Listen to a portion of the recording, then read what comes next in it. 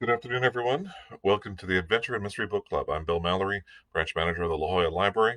I'm so glad that you could join me today as we read chapters 21 and 22 of 20,000 Leagues Under the Sea by Jules Verne.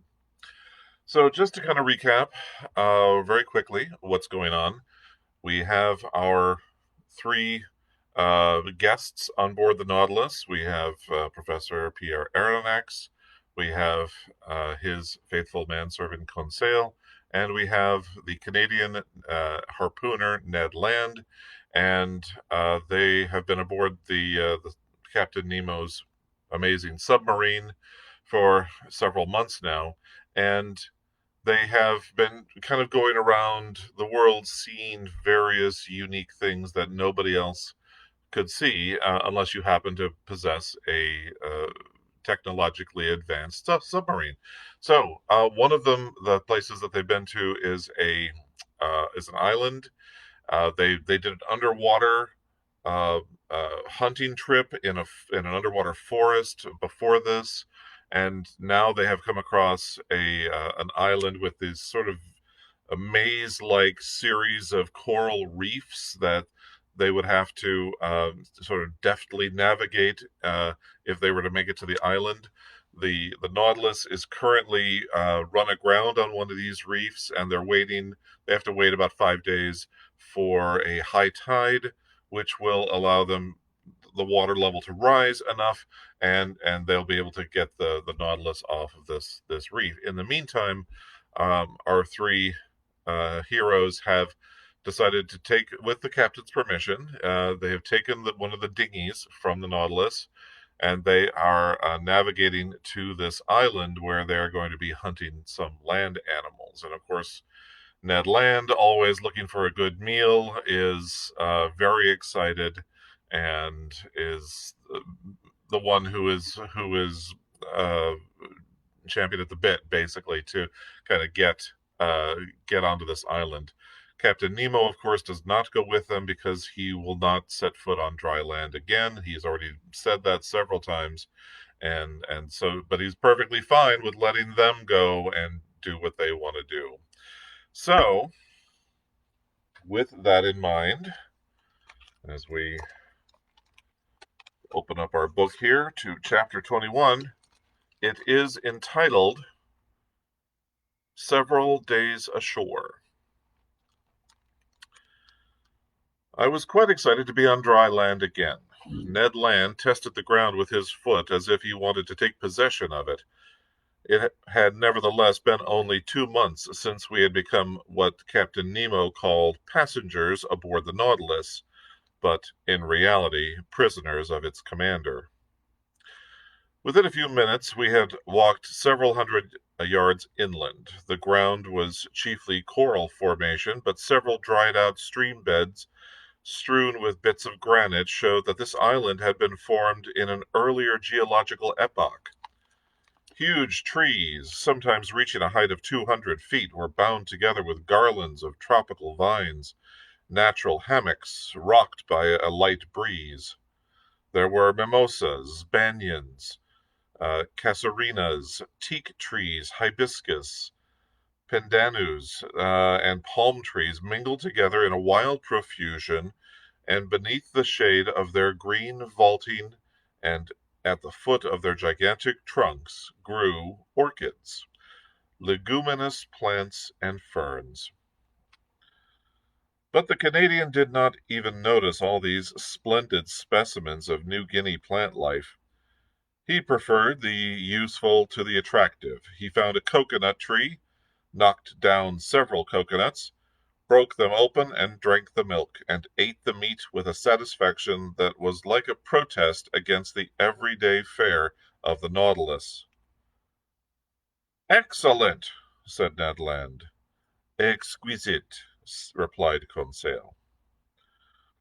I shouldn't think the Captain Nemo would object, said the Canadian, to our taking a store of coconuts aboard.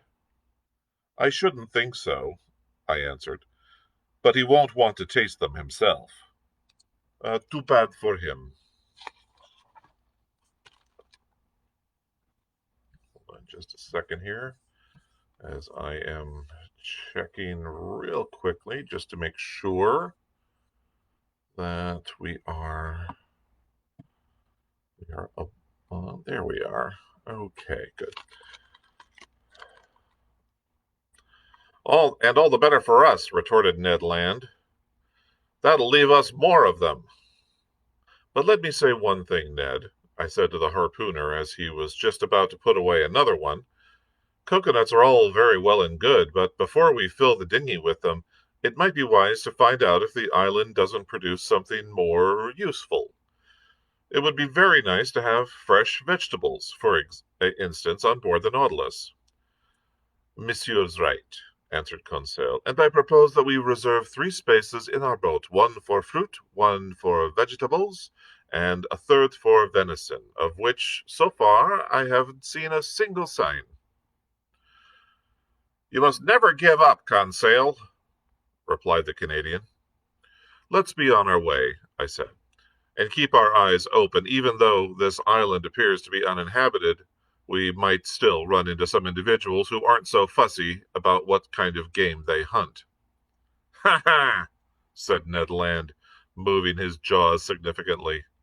Goodness, Ned, cried Conseil. Yes, retorted the Canadian, I'm beginning to understand the charms of cannibalism. Ned, what are you saying? Cried Conseil. You, a cannibal? Why, it won't be safe being near you. And to think we share a cabin. I'm going to wake up one morning and find myself half-eaten. Conseil, I like you a lot, but not enough to eat you unless I have to. I still don't know if I can trust you, replied Conseil. But let's get on with our hunting. We absolutely must shoot some game to satisfy this cannibal, or else one of these mornings Monsieur will only find bits and pieces of a valet to serve him. During this conversation, we had entered the darker parts of the forest, and for 2 hours we explored it in every direction. We were lucky in our search for edible vegetables, and one of the most useful products of the tropics provided us with food very much lacking on board. I'm referring to the breadfruit tree, which was very abundant on Gabor Island. I noticed mainly the seedless kind, which in Malay is called rima. This tree was easily distinguishable from the others by its straight 40-foot trunk. Its top, gracefully rounded and crowned with large, many-lobed leaves, was enough for a naturalist instantly to recognize the Artocarpus, which has been so successfully introduced into the Mascarene Islands. From its mass of greenery stood out a large round fruit 4 inches in diameter and covered with a skin wrinkled into hexagonal shapes. And this useful plant has been bestowed by nature on regions lacking in wheat. It requires no care and bears fruit 8 months of the year. Ned Land knew this fruit well. He had already eaten it on some of his many voyages, and he knew how to prepare it. The mere sight of it excited him, and he could no longer restrain himself. Monsieur, he said, I'll die if I don't taste a bit of that breadfruit. Go ahead, Ned, take as much as you want. We're here to try things out. It won't take long, replied the Canadian. Using a lens, he started a fire of dead wood, which was soon crackling joyously. While he was doing this, Conseil and I chose the best breadfruit we could find. Some of them were not yet ripe enough, and their thick skin covered a white pulp almost without fibers. Others, in great numbers, were yellowish and gelatinous, and only waiting to be picked. These fruits were without pits. Conseil brought a dozen or so to Ned Land, who cut them in thick slices and put them on the hot coals. As he did this, he would say, You'll see, monsieur, how good this bread is. Especially after you haven't eaten any for a long time, said Conseil. But it isn't really bread, added the Canadian. It's more like a delicate pastry. Haven't you ever eaten any, monsieur? No, Ned. Well, then get ready for a real treat. If you don't come back for more, then I'm no longer a king of the harpooners." After several minutes, the part of the fruit exposed to the fire was completely toasted. Inside, it had turned into a kind of white paste, which tasted something like an artichoke. This bread, really was excellent, and I ate it with great relish. "But unfortunately," I said, "bread like this can't be kept fresh, and so it seems useless to store it on board." "Aha, monsieur," cried Ned Land. "Maybe that's what naturalists think, but now that I'm the baker, I've got other ideas. Conseil, gather up a bunch of this fruit, and we'll take it with us when we get back, when we go back." "But how will you prepare it?" I asked the Canadian. "By making a fermented paste out of its pulp, which will then keep indefinitely without going bad. Then, when I want some, I'll cook it in the kitchen on board, and in spite of a slightly acidy flavor, you'll still find it's very good." "So, Master Land, I see that with this bread we'll have everything we want." "No, Professor, we'll still need some fruit, or at least a few vegetables." "Well then, let's look for some fruit and vegetables." We finished collecting the breadfruit and then set out to complete this on-shore dinner. Our search did not prove to be in vain, for toward noon we had gathered a considerable stock of bananas. These delicious products of the torrid zone ripen throughout the year, and the Malays, who call them pisang, ate them without cooking them.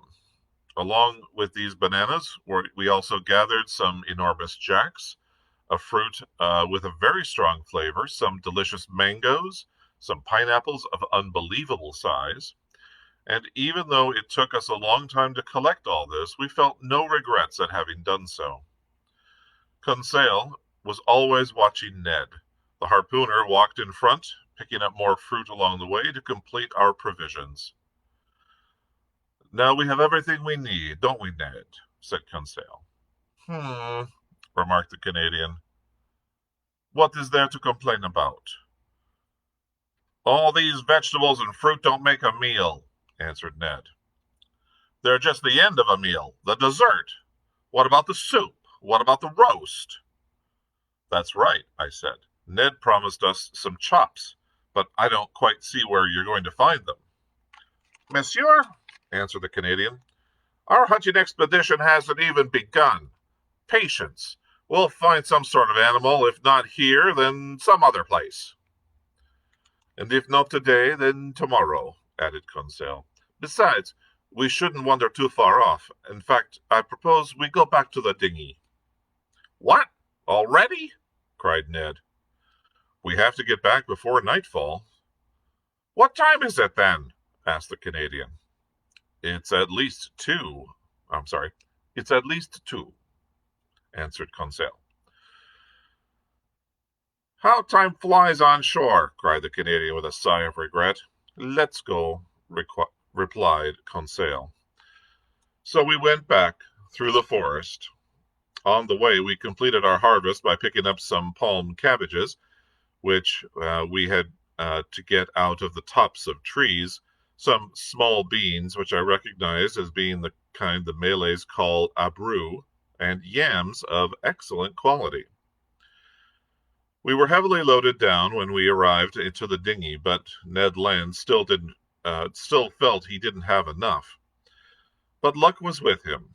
Just as he was about to get into the boat, he noticed several trees 25 or 30 feet high belonging to the palm family. These trees, as precious as the breadfruit, are justly considered among the most useful products of Malaysia. They were sago palms, plants which grow wild and reproduce themselves like mulberry trees by means of both shoots and seeds. Ned Land knew what to do with these trees. He took his axe and started chopping vigorously. He had soon felled 2 or 3 sago palms. He could tell they were full grown by the white dust covering their branches. I watched him more as a naturalist than as a starving man. He began by moving from each trunk a band of bark about an inch thick, which covered a network of elongated fibers, forming the inextricable knots cemented together by a kind of gummy flour. This flour was the sago itself, an edible substance which is the principal diet of the Melanesians. For the moment, Ned Land did no more than cut these trunks up into pieces, as one would for firewood. Later, he would take out the flour, pass it through a cloth to separate it from the fibrous ligaments, let it dry out in the sun, and then put it into molds to harden. Finally, at 5 in the afternoon, loaded down with all our booty, we left the island, and a half an hour later we were alongside the Nautilus. No one came out to greet us. The enormous steel-plated cylinder seemed deserted. When we had brought our provisions on board, I went down to my room. I found my supper ready. I ate, and then went to sleep.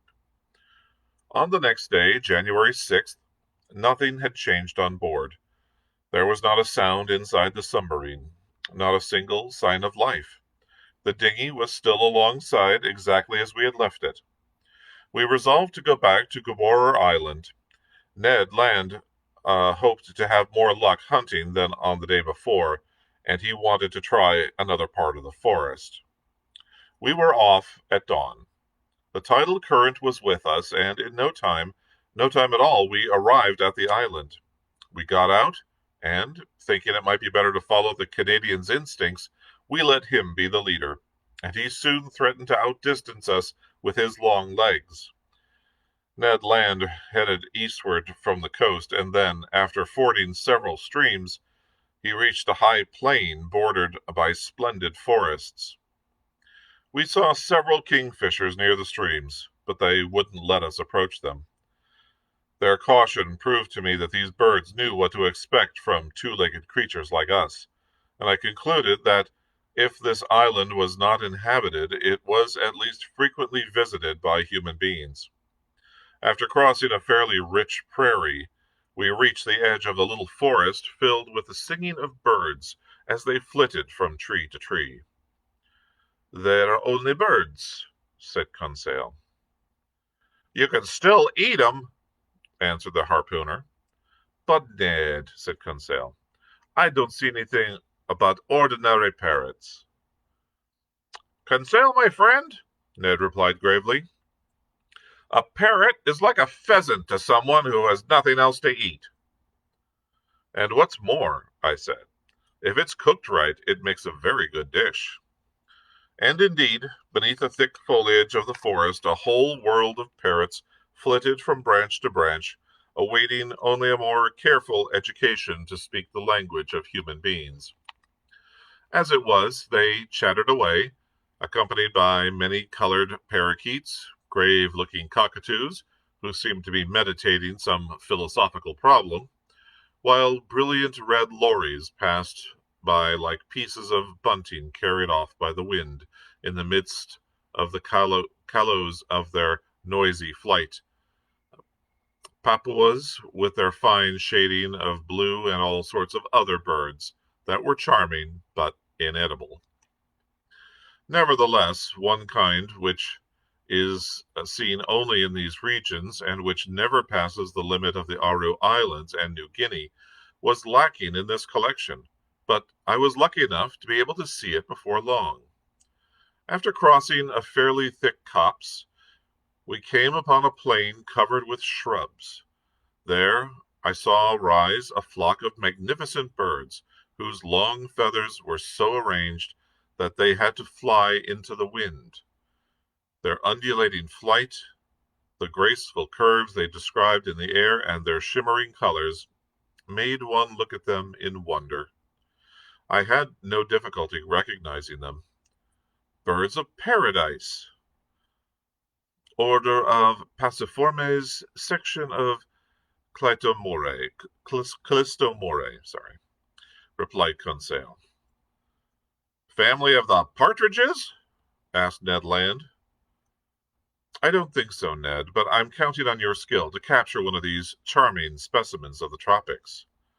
I'll try, Professor, even though I am handier with a harpoon than with a gun. The Malays, who carry on a brisk trade in these birds with the Chinese, have various methods for catching them, none of which we could use.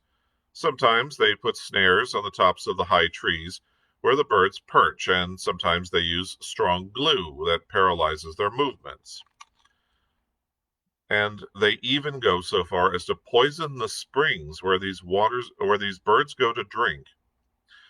But all we could do was try shooting them in flight, which left us little chance of getting one, and in fact we used up a good part of our ammunition in vain. By 11 in the morning we had reached the foothills of the mountains which cover the center of the island, and we had yet killed nothing. We were beginning to feel terrible pangs of hunger. We had relied on what we would be able to kill, and we had made a mistake. But Conseil, very luckily and to his great surprise, brought down 2 birds and thus assured us our lunch.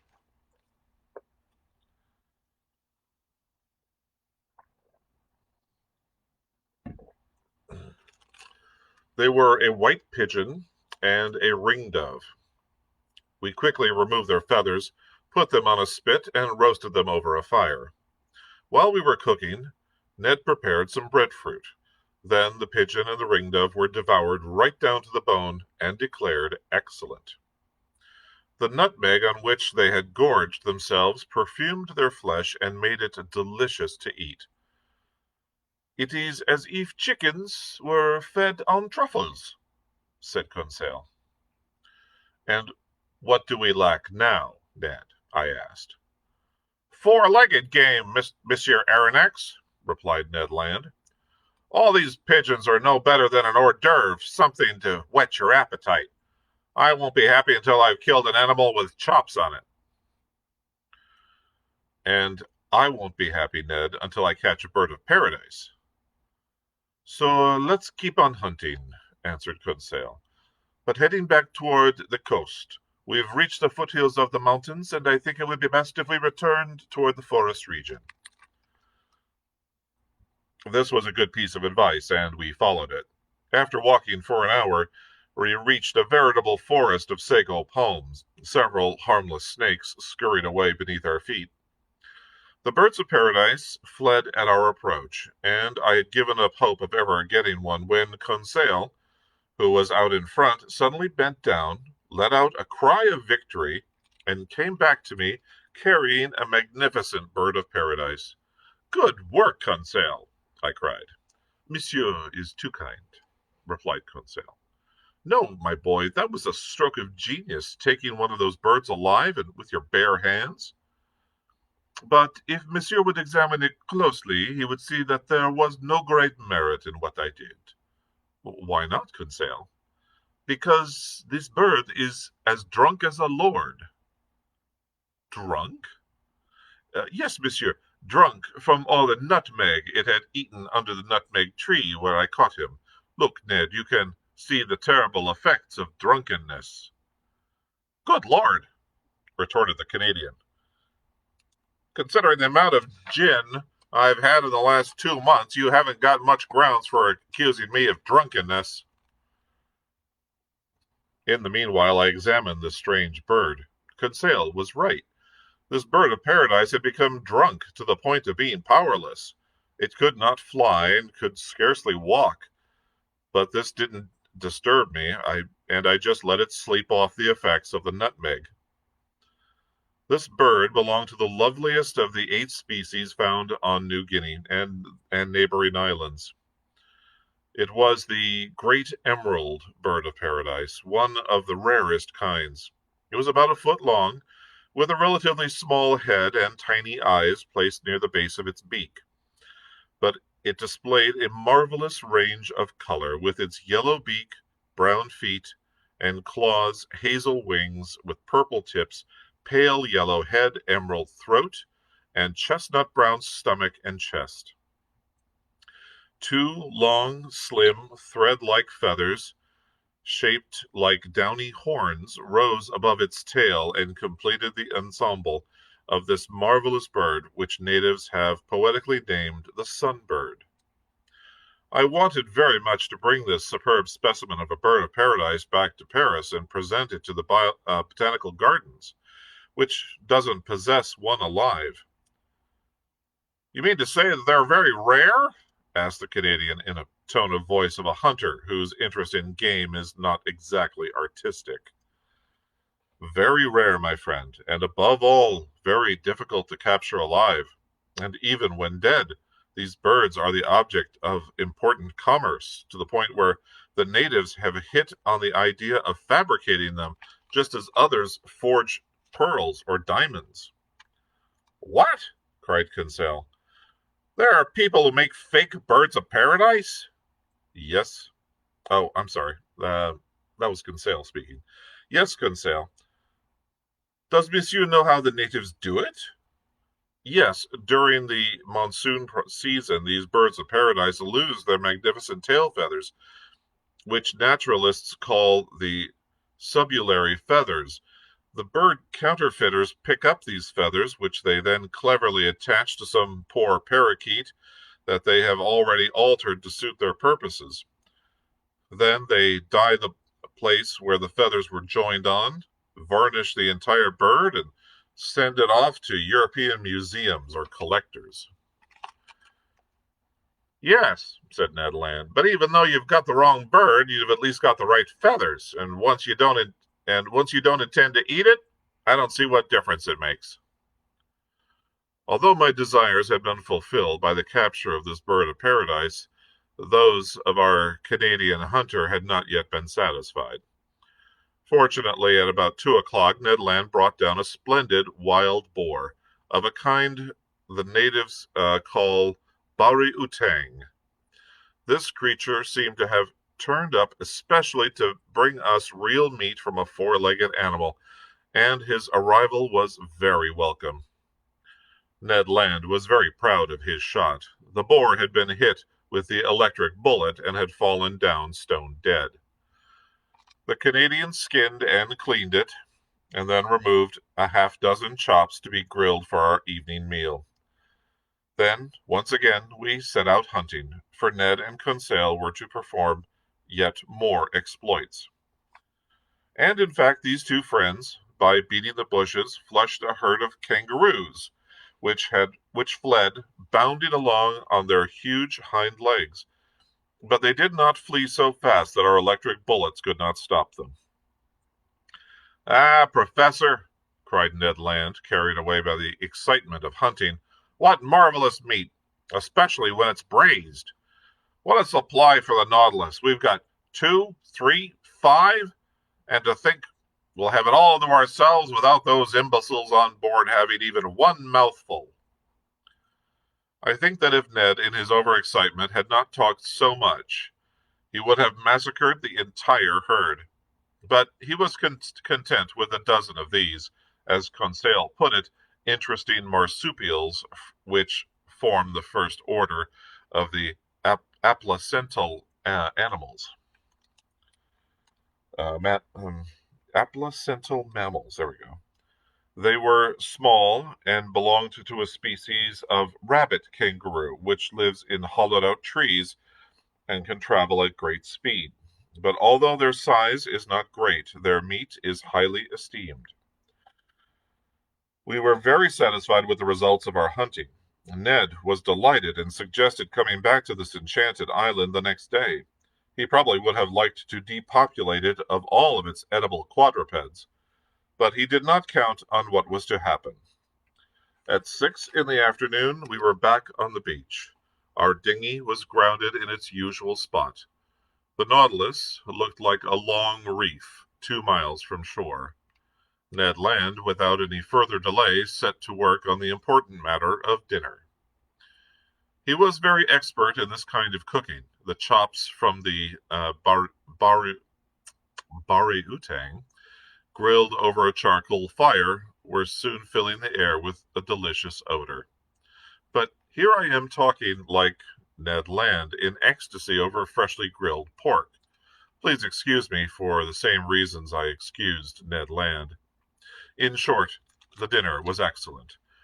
2 ring-doves rounded out this unusual menu, some sago paste, a bit of breadfruit, several mangoes, a half a dozen pineapples, and the fermented liqueur from certain kinds of coconuts, all helped to put us in a very joyous state. It even seems to me that my 2 companions' brains were perhaps a bit clouded. "What if we don't go back to the Nautilus tonight?" said Conseil. "What if we don't ever go back?" added Ned Land. But just then a stone landed at our feet, cutting short the harpooner's proposition. What's going to happen?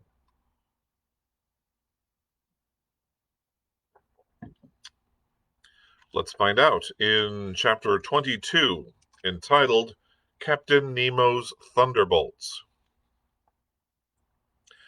Without getting up, we looked in the direction of the forest. My hand stopped halfway to my mouth, but Ned's completed the trip. "Stones don't fall from the sky," said Conseil, "unless perhaps it was a meteorite." Another carefully polished stone knocked a ring-dove leg out of Conseil's hand, thereby strengthening his argument. We all 3 got up and shouldered our rifles, ready for an attack. "Is it monkeys?" cried Ned Land. "Almost," replied Conseil. "It's savages."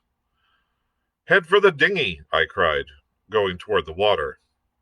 It had become necessary to beat a hasty retreat, for 20 or so natives, armed with bows and slings, had appeared at the edge of a copse over to the right, scarcely 100 paces away. Our dinghy was beached about 60 feet from us. Even though the savages advanced slowly, without running, they were clearly in a very hostile frame of mind. Stones and arrows rained around us. Ned Land did not want to abandon his provisions, and in spite of the fast increasing danger, he tucked the boar under one arm and the kangaroos under the other, and broke camp as fast as he could. Within 2 minutes, we were at the water's edge. It only took us a moment to put our provisions and arms in the dinghy, push it to the water, and put our oars in place.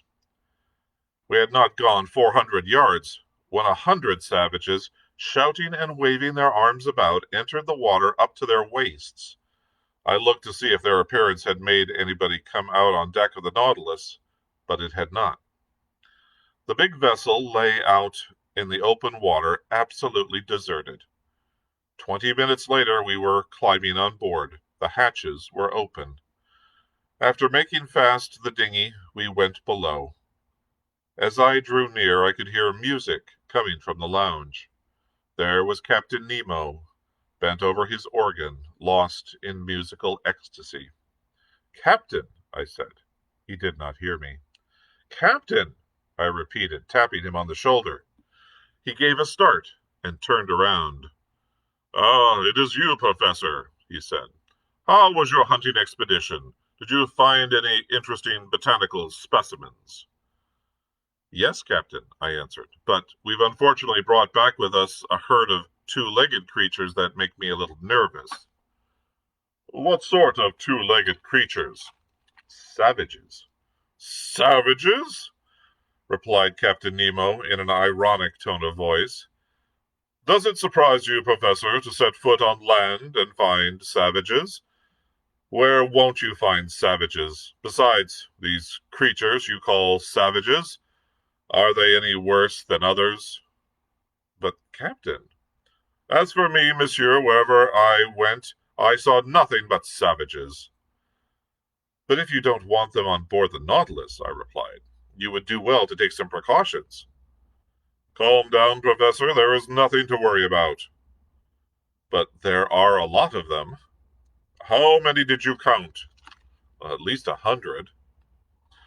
"Monsieur Aronnax," replied Captain Nemo, once again placing his fingers on the keyboard of his organ, if all the natives of New Guinea were gathered together on that beach, the Nautilus would have no reason to fear their attack." The captain's fingers started running over the keyboard, and I noticed that he played only on the black keys, which gave his melodies an essentially Scottish flavor. He had soon forgotten my presence and was once again deep in a reverie, and this time I made no effort to dispel it. I went back to the platform. It was already night, for in these latitudes the sun sets quickly without any period of twilight. I could just barely make out Gabora Island, but numerous fires on the beach told me that the natives had no intention of leaving.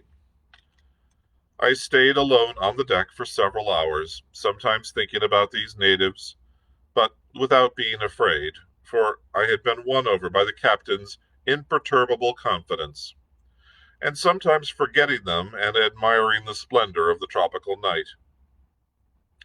My thoughts also drifted towards France, in the wake of stars which would be over it in several hours. The moon shone amid the constellations of the zenith. This led me to think that the day after tomorrow, this faithful, obliging satellite would return and lift the Nautilus from its coral bed. Toward midnight, seeing that everything was calm on the dark ocean as well as beneath the trees on shore, I returned to my cabin, and went peacefully to sleep. The night passed without mishap. The Papuans were undoubtedly terrified by the sight of the monster grounded in the bay, but for the open hatches would have given them easy access to the inside of the Nautilus.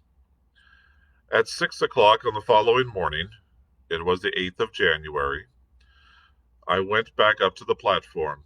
Dawn was breaking. As the mist rose, the island slowly came into view, first its beaches and then its mountain peaks. The natives were still there, but in far greater numbers than the day before, 500 or 600 perhaps. Some of them had taken advantage of the low tide and had advanced along the tops of the corals to less than 400 yards from the Nautilus. I could see them clearly. They were true Papuans, with handsome faces and athletic bodies, high, broad foreheads, noses that were wide but not flat, and white teeth. Their woolly hair was dyed red, and thus provided a sharp contrast to their black shining bodies. Bone earrings hung from their cut and distended earlobes. For the most part, these savages were naked, but I could make out several women among them dressed in grass skirts held up by belts also made from some plant. Several of the chieftains wore necklaces made of crescent-shaped objects, or of red and white beads. Almost all of them were armed with bows, arrows, and shields, and around their shoulders hung a kind of net containing the stones they hurled from their slings with deadly accuracy. One of the chieftains nearest the Nautilus was examining it carefully. He must have been a very high-ranking Mado, because he was dressed in banana leaves with scalloped edges and painted in bright colors. I would have shot this native easily, for he was only a short distance away, but I thought it best to wait for really hostile demonstrations in relations between Europeans and savages. It is best for Europeans not to attack first. During the entire period of low tide, these natives prowled around the Nautilus, but without being in the least troublesome. I heard them repeat the word "Asai" many times, and by their gesture I understood that they were inviting me to come ashore with them, an invitation I felt I should decline. So, for the entire day, the dinghy did not leave the side of the Nautilus, to Ned Land's great annoyance, for he had wanted to complete his supply of provisions. This clever Canadian spent his time preparing the food he had brought back from Gabora Island the day before. As for the savages, they headed back toward the beach at about 11 in the morning, as soon as the tops of the corals began to disappear beneath the rising tide. But I could see more and more of them were congregating on the beach. They were probably coming from neighboring islands, or from New Guinea itself. Nevertheless, I could not see a single native dugout canoe. With nothing better to do, I thought I would try dredging these lovely clear waters in which I could see masses of shells, zoophytes, and marine plants. Moreover, it was the last day the Nautilus would be spending in these waters, that is, if it managed to get free during the next day's high tide, as Captain Nemo had predicted. So I called Conseil, and he brought me a small, light dredge, more or less like those employed by oyster fishermen. "About those savages," he said, "if monsieur does not mind my saying so, they don't seem to have very bad intentions." "All the same, they're cannibals, my boy." "A cannibal can still be an honorable man," replied Conseil, "just as a glutton can be honest. One doesn't exclude the other." "That's all very well, Conseil. I'll even grant you that these cannibals are honorable and that they go about devouring their prisoners honorably. But since I don't like the idea of being devoured, even honorably, I'll stay on my guard, for the commander of the Nautilus seems to be taking no precautions whatsoever. Now to work." We fished for 2 hours without bringing up anything of value. Our dredge would fill up with Midas's ears, harp shells, melanae, and the loveliest hammer shells I had ever seen. We also brought up several sea cucumbers, pearl oysters, and a dozen small turtles, which were reserved for the kitchen on board. Then, when I was least expecting it, I put my hand on something marvelous, or rather, I should say, a natural deformity that is very rare. Conseil had just brought up the dredge, filled with various ordinary shells, when he suddenly saw me plunge my hand into the net, pull out a shell, and utter the conchologist's cry, the most piercing noise the human throat can produce. "What happened to monsieur?" asked Conseil, very startled. "Has monsieur been bitten?" "No, my boy, even though I would have gladly given a finger for this discovery." "What discovery?" "This shell," I said, holding up the object of my triumph. "But it is nothing more than a porphyry olive shell of the genus olive, order Pentinibrachia, class of gastropods, phylum of mollusks." "Yes, Conseil, but instead of having its spiral going right to left, this olive shell is going from left to right." "Is that possible?" cried Conseil. "Yes, my boy, it is a left-handed shell." "A left-handed shell?" repeated Conseil excitedly. "Look at its spire." "Ah, believe me, monsieur," said Conseil as he took the precious shell from in his trembling hands, "I have never felt such a thrill." And it was indeed something to be thrilled about. As naturalists have pointed out, right-handedness is one of the laws of nature. Stars and their planets move and rotate from right to left. Man usually employs his right hand rather than his left hand, and consequently the things around him, such as staircases, locks, watches, watch springs, etc., are made to be used from right to left. Now, nature generally follows this law for the spirals on its shells.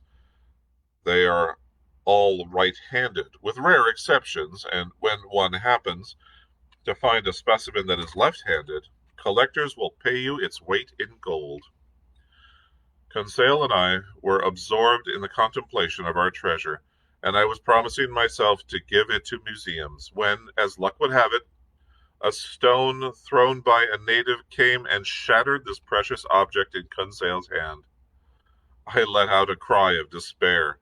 Conseil grabbed my gun and aimed it at a savage waving his sling about 30 feet away. I tried to stop him, but he fired and broke the charm bracelet hanging on the native's arm. "Conseil," I cried, "Conseil!" "What's wrong? Can't monsieur see that this cannibal attacked first?"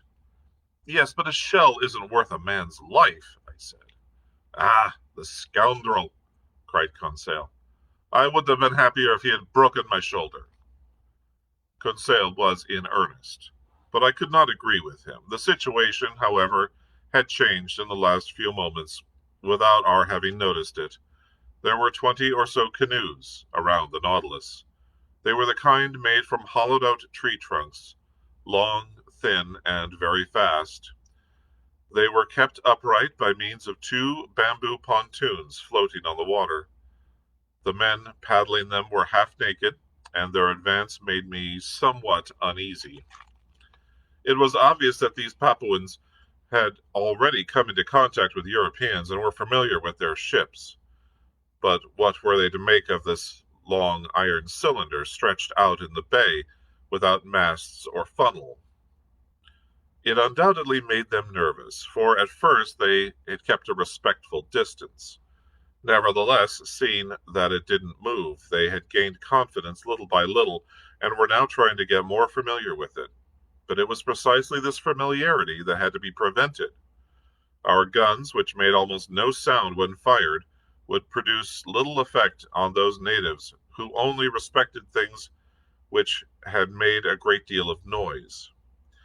Lightning without thunderclaps would scarcely have frightened them at all, even though the danger lay in the lightning itself, not in the noise. The dugout canoes were drawing nearer to the Nautilus, and suddenly a cloud of arrows landed on the ship.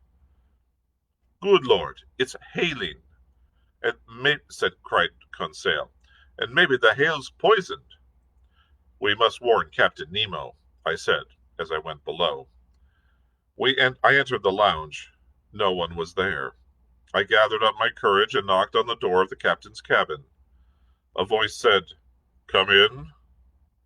I entered and found Captain Nemo deep in mathematical calculations, covering sheets of paper with X's and other algebraic signs. "Am I disturbing you?" I said, trying to be polite. "Yes, you are, Monsieur Aronnax," replied the captain. "But I can only imagine that you had serious reasons for doing so." "Very serious. We're surrounded by native dugout canoes, and within several minutes will undoubtedly be attacked by a couple of hundred savages." "Oh," said Captain Nemo calmly. "Have they come with their canoes?" "Yes, monsieur." "Well then, Professor, all we have to do is close the hatches." "Precisely, and I came to say that." "Nothing could be simpler," said Captain Nemo. He pressed a button and transmitted an order to the ship's crew. "Everything's been taken care of, monsieur," he said after several moments. "The dinghy's in place and the hatches closed. You couldn't possibly be worried that these gentlemen might stave in a hull on which cannonballs from your frigate had no effect." "No, Captain, but there's still another danger." "And what's that, monsieur?" "It's that tomorrow, at about this time, the hatches will have to be opened again to replenish the Nautilus's air supply." "Unquestionably, monsieur, since this vessel breathes like a whale." "But if the Papuans are on the platform, then I can't see how you'll be able to prevent them from entering." "Then, monsieur, your guess is that they'll come on board." "I'm sure they will." "Well then, monsieur, let them come. I can't see any reason for preventing them. After all, they're nothing but a bunch of poor devils, and I don't want a single one of those wretched Papuans to lose his life because of my visit to Gabor Island." I was about to leave when Captain Nemo suggested I sit down next to him. He seemed very interested in knowing about our excursions on shore and about our hunting expeditions, but he did not seem to understand the Canadian's violent need for meat. Then the conversation touched on several other topics, and Captain Nemo, without being any more talkative than usual, seemed friendlier.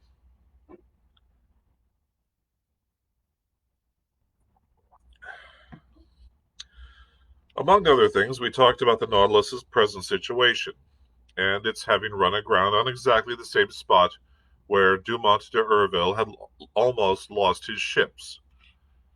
Then the captain said, D'Urville was one of your great sailors, one of your most gifted navigators. He was the Captain Cook of France, the poor man.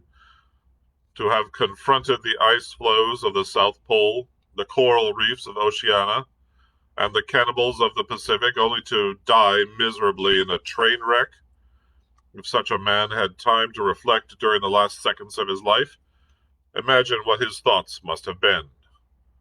As he talked about D'Urville, Captain Nemo seemed deeply moved, and I can only put this to his credit. Then, looking at a map, he went over what the French navigator had done. His trips around the world, his double attempt to reach the South Pole, which had resulted in the discovery of Adélie Island and Louis Philippe Land, and finally his charting of the principal islands of Oceania. What your D'Urville did on the surface of the ocean, said Captain Nemo, I have done beneath the surface, and more easily and completely.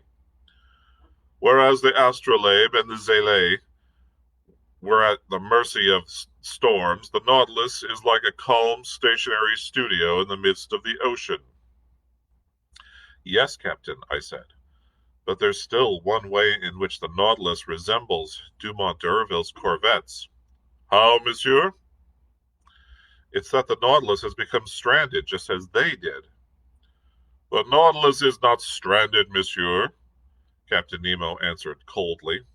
The Nautilus is built to rest on the ocean floor, and all things D'Urville had to do to refloat his ships are unnecessary for me. The Astrolabe and the Zélé almost perish, but the Nautilus is in no danger at all. Tomorrow, at the exact time I told you, the tide will calmly lift up the ship, and it will once again be on its way through the ocean. Captain, I said, I don't doubt. Tomorrow at 2:40 p.m., added Captain Nemo, getting up. The Nautilus will be afloat and leave Torres Strait without having suffered the slightest damage. This was said in a dry tone of voice, and afterward he made a slight bow. He was asking me to leave, and I went to my cabin. There I found Conseil, eager to know the results of my interview with the captain. When I suggested that the Nautilus was in danger from the Papuans, he answered me very sarcastically. So all I can say is to have confidence in him and go to sleep without worrying. Monsieur does not need me for anything? No, my friend. What's Ned Land doing? With Monsieur's permission, answered Conseil, Ned is making a kangaroo pie, which is going to be superb. I remained alone and went to bed, but I didn't sleep too well. I could hear the savages walking about on the platform and occasionally letting out blood-curdling yells. But the night passed by without the crew doing a thing. They seemed no more disturbed by the presence of these cannibals than soldiers inside a fort would worry about ants crawling over their fortifications. At 6 in the morning I got up. The hatches had not been reopened. The air inside had therefore not been renewed. But the reservoirs, always filled against any eventuality, were functioning and letting a little oxygen into the impoverished atmosphere of the Nautilus. I worked in my room till noon, without seeing Captain Nemo, even for a moment. No one on board seemed to be making the slightest preparations for departure. I waited a while longer, and then went to the lounge. It was 2:30. In 10 minutes, the tide would reach its maximum height, and if Captain Nemo had not made a rash prediction, the Nautilus would be set free at once. If not, it would be many months before it would leave its coral bed. Nevertheless, I could feel the submarine making slight movements, forerunners of when the ship would be set free. I could hear the hull grating against the hard coral. At 2:35, Captain Nemo appeared in the lounge. "We are about to leave," he said. "Oh," I replied. "I have given orders to open the hatches." "But what about the Papuans?" "What about them? answered the captain with a slight shrug of his shoulders. Won't they get inside the Nautilus? How? By going down the hatches you've opened. Monsieur Aronnax, Captain Nemo calmly replied, you can't go down the Nautilus's hatches that easily, even when they're open. I looked at the captain. You don't understand, he said. No, not at all. Well then, come and see. I went toward the companionway. There I found Ned Land and Conseil watching several members of the crew opening the hatches while, from the outside, could be heard curses and cries of rage. The hatch lids opened outward. 20 horrible faces appeared in the opening. But the first of these natives put his hand on the railing of the companionway was thrown back by some invisible force and ran off shouting and jumping about wildly. 10 of his companions followed him and suffered the same fate. Conseil was ecstatic. Ned Land, carried away by his violent instincts, rushed for the companionway, but as soon as he grabbed the railing with his bare hands, he too was thrown back. Good Lord, he cried, I've been struck by lightning. This explained everything. It was no longer a mere railing, but an electrically charged cable stretching up to the platform. Anybody touching it would get a powerful shock, a shock that would have been fatal if Captain Nemo had charged his railing with all the electricity at his disposal. One could really say that between him and his assailants, he had placed an electric barrier that no one could cross unharmed. In the meanwhile, the Papuans had retreated in terror. As for us, we laughingly consoled and massaged poor Ned Land, who was cursing like a man possessed by the devil. But just then, at precisely the moment predicted by the captain, the Nautilus was raised up by the sea and left its coral bed. The blades of its propellers struck the water slowly and majestically. Little by little it increased its speed, and sailing along the surface of the ocean, it left the dangerous waters of Torres Strait safe and sound. And that, my friends, is the conclusion of chapter 22. I do hope you can join me on Friday as we will read chapters 23 and 24, and we will see at what place our adventurers will next travel. Thank you so much for joining me today. I hope you've enjoyed reading the 20,000 Leagues Under the Sea, and I hope you're reading along at home. And if please, by all means, if you'd like to contribute to the Facebook page for the Adventure and Mystery Book Club, please do so. I'll be adding another of our sort of historical submarines of history that series that I've been doing, and kind of add another one tomorrow. So something else to look forward to. Thank you very much. We'll see you again. Have a good day. Bye, guys.